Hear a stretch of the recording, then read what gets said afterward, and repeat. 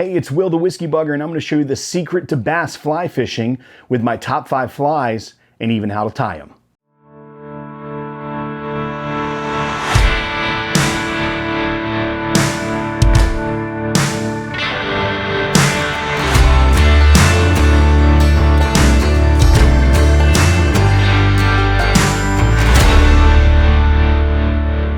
Hey everyone, it is blazing hot here in the South in Tennessee where I live, but you still got to get out there and chase those warm water fish during these summer months. So it's always good to be prepared and have the right flies with you so you can have a successful day out on the water. I'm going to show you 5 of my favorites for bass fishing on the fly, and I'll even link below each one in the description how you can tie it yourself, whether it be a video I've done or a video someone else has done that is much better at it than me. But these are the 5 flies I think you need to have if you're chasing bass in the South or anywhere where you're going warm water fishing. So I'm going to start with kind of the OG. This is a classic woolly bugger. And this one is in olive, as you can see. It's got the hackle, it's nice and buggy. I even have some like crystal flash in there. And really, a lot of people overlook this one because it's kind of like the beginner fly. It's the first one you learn how to tie. And, you know, just for reasons of looking for bigger and better, sometimes it's better to go back to the basics and try out something like a woolly bugger.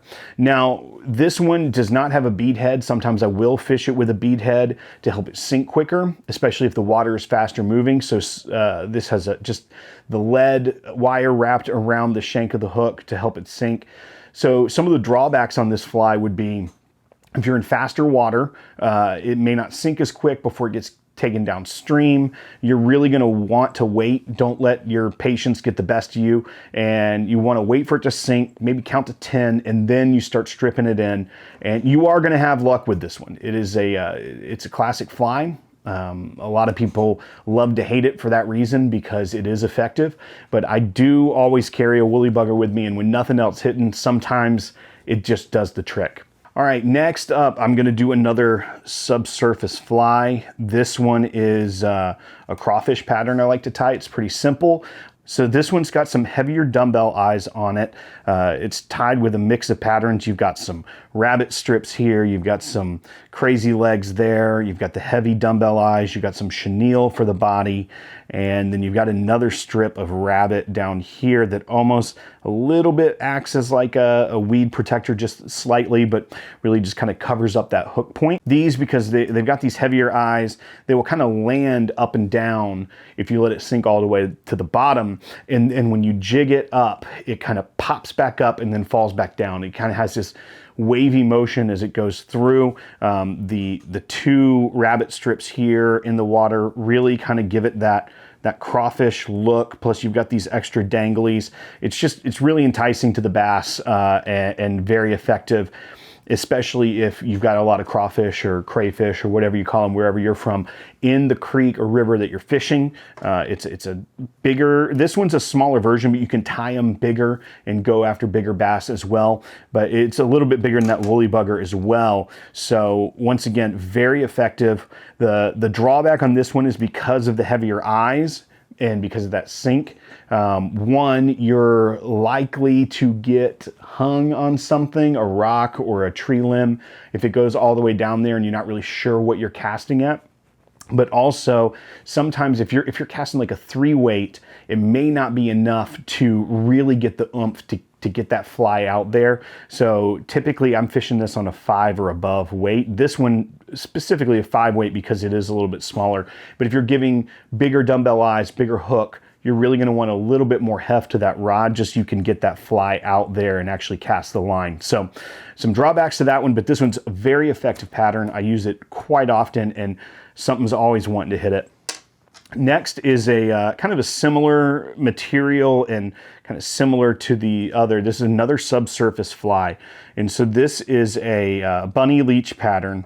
I've got some criticism on my channel before because I like my bunny leeches very bushy, because once they're in the water, you really get that movement from these light fibers of the fur. But it's got a good tail on it. It's got these fibers here, and you can just see how it just kind of can move very nicely in the water. mimics a leech pattern. I did do a bead head on this one. So this one's kind of an intermediate between that woolly bugger that I did and the dumbbell eyes on the crawfish. This one will sink not quite as fast as the crawfish will, but it is going to sink a little bit quicker. So if you've got some moderate to faster water, this one's going to do good because it's going to be able to get down in the water column, and when you strip it back, it'll still be able to sink back down instead of just going right up to the top and you having to wait or just get carried down by the current. But I also did some pink yarn just right here behind the bead head and before the body, and just kind of a little hot spot on there, something to catch the fish's eye. But I really like this pattern. It's very simple. Even if it doesn't look as good as master tyers may want, it's very effective. I have all my bunny leeches look very similar to this, and I always catch fish on them, and they're always in my tackle box, always in my fly box. If I run out of them because I snag on something, I'm tying those up. I know they're quick, and I'm gonna be able to get a few of them in my box when I go back out on the water. So another good one, link below for this one as well, one that I've tied, so you can check that out. And let's go now to topwater, because I love fishing topwater. On those hotter days, obviously you're gonna have to get out in the water earlier when the fish are rising, if it's earlier in the season or later in the season. So tail end of spring or maybe going into fall, you may be able to get away with it in the middle of the day a lot more often, but topwater eat with a bass is always such a fun experience. And this is a fly, this is called the Sam's 1 bug, and this one has a cult following in the South, especially Alabama and Tennessee as well. And this one, it's fairly simple. Of the flies I have, this is probably the most complex, but you have a foam cylinder here that you cut an angle at, and then you slice it down the middle, and then you glue it on with some super glue onto the hook shank. After you've tied in, obviously, some marabou back here, you throw some flash in the marabou as well. And then you make a little head up here, and you tie on a little indicator.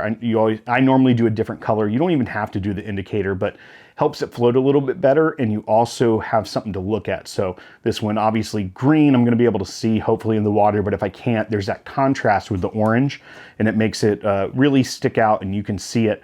But then you also throw in some rubber legs through the body. Just a lot of action, and it's got that flat head right there that has a really good popping action. Bass and a lot of bluegill and other sunfish just can't resist it.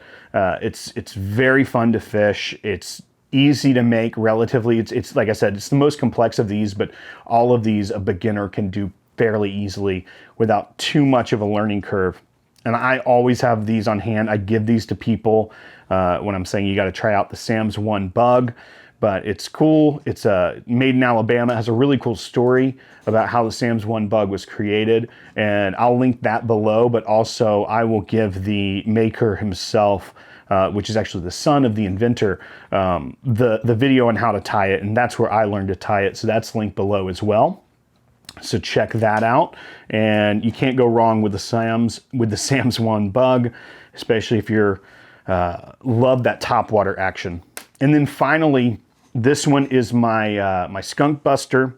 I'll give some drawbacks to it as well, but this is a little spider fly I like to tie. Of the flies I've shown today, this one is definitely the easiest to tie.